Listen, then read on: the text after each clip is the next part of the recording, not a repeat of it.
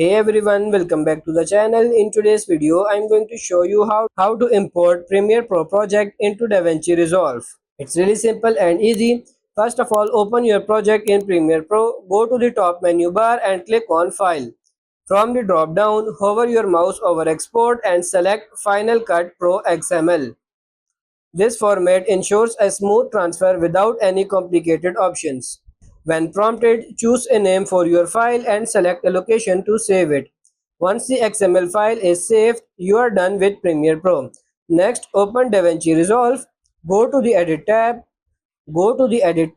locate at the bottom of the screen in the Media Pool area, right-click anywhere, hover your mouse over Timelines and then hover over Import. From the options, select the first one. DaVinci Resolve supports several formats like EDL, XML, AAF, so importing the file is straightforward. Locate the XML file you exported from Premiere Pro, select it and click Import. A new window will appear with import settings. You can leave the settings as they are and simply click OK. Your project now be imported into DaVinci Resolve. And that's pretty much it. That's how to import Premiere Pro project into DaVinci Resolve.